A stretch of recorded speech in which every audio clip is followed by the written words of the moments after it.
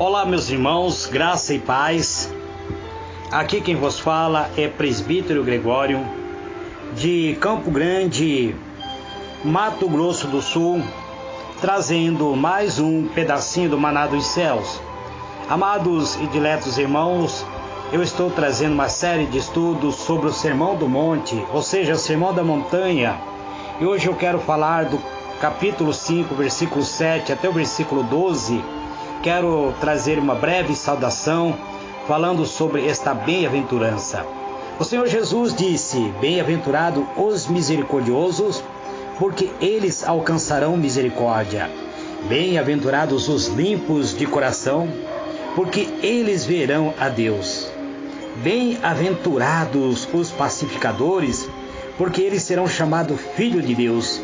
Bem-aventurados que sofrem perseguição por causa da justiça, porque deles é o reino dos céus.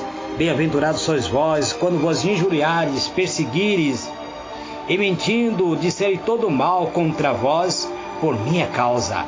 Exaltai-vos, alegrai-vos, porque é grande o vosso galardão nos céus, porque assim perseguiram os profetas que foram antes de vós. Eterno e soberano Deus, em o nome do Senhor Jesus, Pai amado, eis-me aqui, Pai, entrando na Tua presença, pedindo, Senhor, da Tua graça, uma unção, um revestimento, Pai, para ministrar a Tua palavra, para trazer, Senhor, esta mensagem oriunda do Teu coração, ao coração da Tua igreja. Este, Pai, é o meu pedido, em o nome do Senhor Jesus. Amados e diletos irmãos, continuando a mensagem do Sermão do Monte, falando sobre o discurso do Senhor Jesus, afirmando que bem-aventurados misericordiosos, porque eles alcançarão misericórdia. Na mensagem anterior, o Senhor tinha focado uma condição de espírito, de mente, ou seja, algo interna. Agora, ao falar dos misericordiosos, no versículo 7, ele está pensando em termos de atos concretos.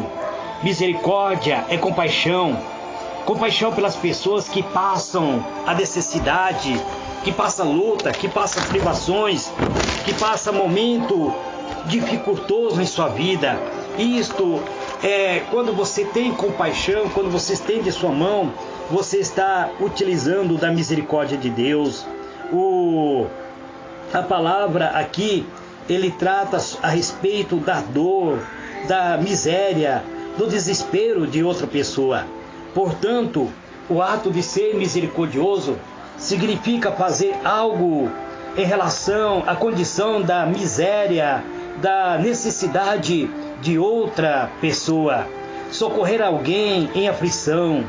Presume, portanto, que aquele que exerce misericórdia cuida da necessidade por parte de quem muitas vezes está necessitando de receber de ajuda, receber recurso adequado para satisfazer a necessidade daquele que muitas vezes está passando por esta necessidade. O conceito de misericórdia era bem conhecida tanto no Antigo quanto no Novo Testamento. Nesse mesmo sermão, Jesus faz referência a uma das maneiras de agir com misericórdia que estava sendo alvo de abuso por parte dos fariseus. Basta nós lermos Mateus 6, verso 2 até o versículo 4, ou mesmo Mateus 12, verso 7. Portanto, amado, o religioso terá apenas recompensa terrena. Porém, quem age com misericórdia ou com o intuito de agradar a Deus, terá uma recompensa eterna. Uma das parábolas ilustrada muito bem esta bem-aventurança é do credor incompassivo, do credor que recebeu o perdão da sua dívida da parte daquele que ele devia uma grande quantidade, mas ele não usou de misericórdia para aquele que devia a ele um valor irrisório, um valor menor. Portanto, isto está registrado no livro de Mateus, capítulo 18, verso 23 até o 35. Nosso Deus amado é misericordioso, é um Deus compassivo e dá prova da sua misericórdia cada dia a cada um de nós. Os cidadãos do seu reino também devem demonstrar misericórdia, pois age através da própria essência de Deus. Pois aqueles que são cidadãos dos céus, eles se tornaram filhos de Deus. E ao nos tornarmos filhos de Deus, dentro da nosso interior, habita o Espírito de Deus, nos levando a agir da maneira como Deus agiria em nossa vida. Naturalmente, amado, o mundo é cruel e prefere isolar-se da sua própria dor, da sua própria calamidade, dos próprios seres humanos. O mundo é cruel com as pessoas que passam necessidade. O mundo, inclusive, crê que a vingança é deliciosa e que perdão nada significa quando comparado a ela. Mas o que demonstra a misericórdia encontra a misericórdia do próprio Deus. O próprio Senhor Jesus disse: felizes os que tratam os outros com misericórdia. Deus os tratou com misericórdia, também devemos tratar os outros com misericórdia, pois este é a vontade do nosso próprio Deus. Amados, não que nós viéssemos merecer algo, não que nós viéssemos merecer a misericórdia de Deus mediante um ato de misericórdia nossa, pois nós, amados irmãos, somos imperfeitos, nós somos seres carnais. Ou muitas vezes as pessoas pensam que não conseguem perdoar e também por não perdoar não receberá o perdão. Mas aquele que utiliza do perdão mediante o perdão, mas porque não podemos muitas vezes ser capazes, amados, de agir dessa maneira, mas é porque muitas vezes nós damos muita evasão ao nosso próprio instinto. Mas se nós agirmos segundo a misericórdia de Deus, então poderemos liberar perdão, o perdão através do próprio Deus. Se não arrependermos dos nossos pecados e não formos misericordiosos para os demais, não receberemos a misericórdia de Deus, não seremos perdoados por Deus. A palavra do Senhor diz que a sexta bem-aventurança diz respeito aos que são limpos de coração. Amados, o salmista, uma certa vez, orando, interrogou a Deus. Ele perguntou para Deus: quem subirá ao monte do Senhor? E o Senhor disse que aqueles que limpos de mãos e puros de coração. Uma das condições para entrarmos nos céus, para sermos habitantes dos céus, é mantermos os nossos corações limpos, nossos coração puro. O versículo 8 fala sobre isso. E aqui, amados, vemos que o coração dá a entender que tudo aquilo que há dentro do nosso interior, inclusive aquilo que há dentro da nossa mente, pois a mente e o coração estão ligados através do próprio essência de Deus. Só muitas vezes o coração batendo, mas se o cérebro para de agir, então o ser humano é considerado, declarado morto. Mas se o coração para de bater, mas o cérebro ainda está em funcionamento, ali há esperança de ressuscitar aquele que já é considerado como defunto, como se já tivesse morrido. Então nós vemos ali, amados, que ambos estão ligados um no outro, coração e mente, o cérebro. Portanto, aqui, amados, nós vemos que há um sentimento da mente, tanto quanto o sentimento interior. A interpretação popular judaica considerava a pureza do coração como uma expressão de pureza interior, como a pureza da própria alma. O termos bem aqui mostra através da Bíblia acerca disso, especialmente nos Salmos. Sabe-se que ninguém podia subir ao monte do Senhor ou ficar no seu santo lugar se não fosse limpos de mãos e puro de coração. Salmo 24, verso 4. Ser limpo de coração é ser simples ou íntegro, não deve agir com dupla personalidade, não deve ser pessoas que têm duas caras, como diz as pessoas. O limpo de coração é uma pessoa íntegra, é uma pessoa que é transparente, age da maneira mais transparente. O servo do reino de Deus, do reino do Senhor, nosso Deus, deve ter o coração limpo, pois é dele que procede toda a saída da vida. Provérbios 4, verso 23. A nossa vida, o nosso ser, depende do nosso coração, da nossa atitude, até a própria palavra que pronunciamos. A Bíblia diz que o ser humano diz aquilo que está armazenado dentro do seu coração. Portanto, se o interior não estiver limpo, também não estará o exterior. De que adianta rituais extremos sem a pureza de coração? Do que adianta você sacrificar, você muitas vezes ofertar, dizimar, se o seu coração está maculado, está manchado com o próprio pecado? Amados, a recompensa para os limpos de coração é que eles verão a face de Deus, verão a Deus face a face. O maior da bem-aventurança é ver Deus, estar diante do trono de Deus. O próprio Moisés almejava ver Deus, e Deus disse para ele: homem nenhum verá minha face e viverá. E a Bíblia agora, segundo o Senhor Jesus, ele promete que os limpos de coração verão a Deus. Nenhum ser humano pode hoje contemplar a face de Deus e viver. Isso está registrado no livro de Êxodo 33, verso 20. E por isso, somente no futuro, quando nós formos glorificados por meio do sacrifício de Cristo, e que veremos como o Senhor nosso Deus é, ali nós veremos Deus face a face. 1 João 3, verso 2.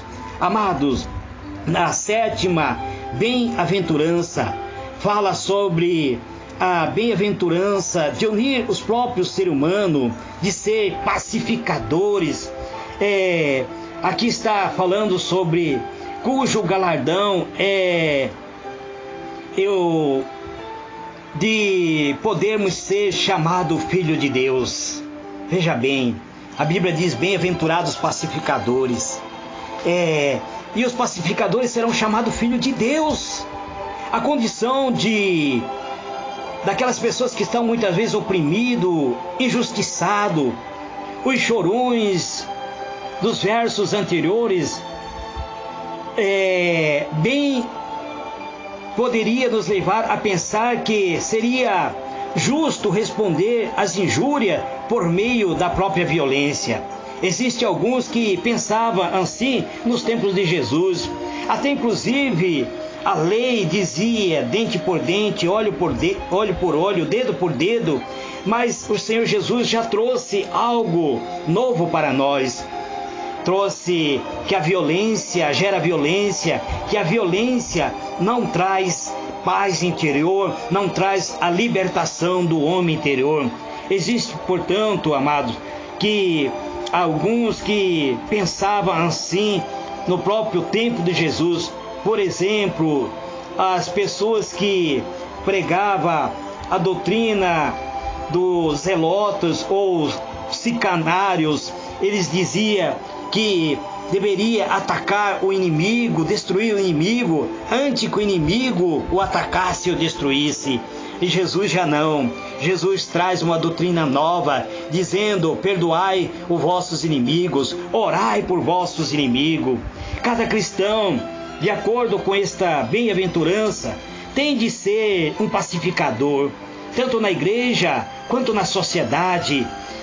bastante explícito no ensinamento de Jesus, seus discípulos que jamais deveria procurar o conflito ou ser responsável por ele.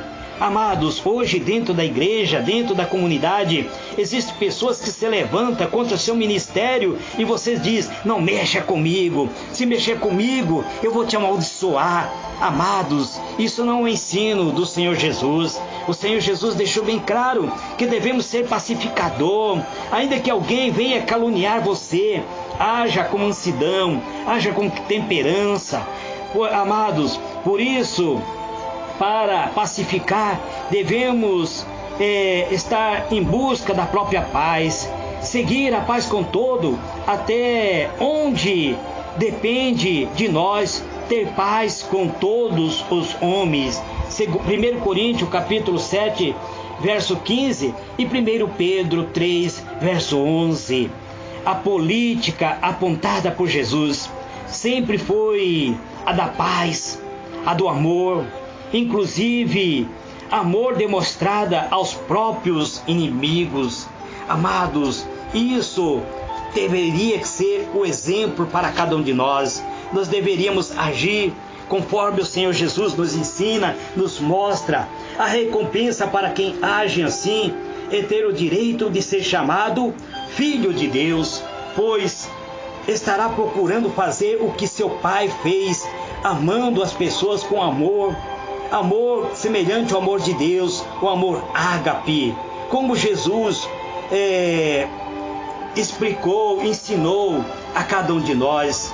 A oitava bem-aventurança, amados, bem-aventurados que sofrem por Cristo. Chegamos, portanto, aqui ao final das bem-aventuranças deste primeiro ensino que eu tenho trazido para os irmãos. Aqui no verso 10 lemos, bem-aventurados os perseguidos por causa da justiça. Mas quanto à bem-aventurança do verso 11, ele traz o mesmo assunto, ser perseguido ou sofrer por causa do amor de Jesus. Por isso, podemos tratá-lo em conjunto, esta bem-aventurança. Jesus chega a falar sobre algo dos moradores do reino dos céus. Esses perseguidos, injuriados, sofrem na pele o compromisso de seguir a Cristo. Entretanto, isso não deve trazer tristeza, não deve trazer sofrimento.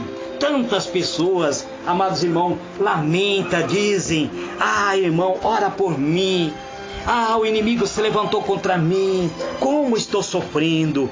Amados, você deveria se alegrar, regozijar, porque é isso que Jesus disse, alegrai-vos, porque é grande, exaltai, alegrai-vos, porque é grande o vosso galardão nos céus, porque assim perseguiram os profetas que foram antes de vós. Veja bem, no versículo 10 está escrito assim, bem-aventurados que sofrem perseguição por causa da justiça, porque dele é o reino dos céus. Bem-aventurados sois vós, quando vós injuriares, perseguires, mentindo, disserem todo mal contra vós por minha causa.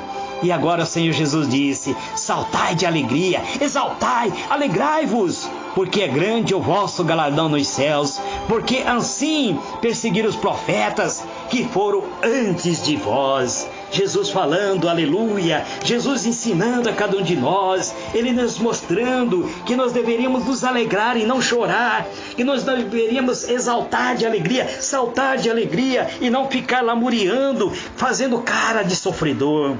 Não devemos nos vingar como os incrédulos, nem ficar de mau humor como as crianças, nem lembrar das nossas feridas,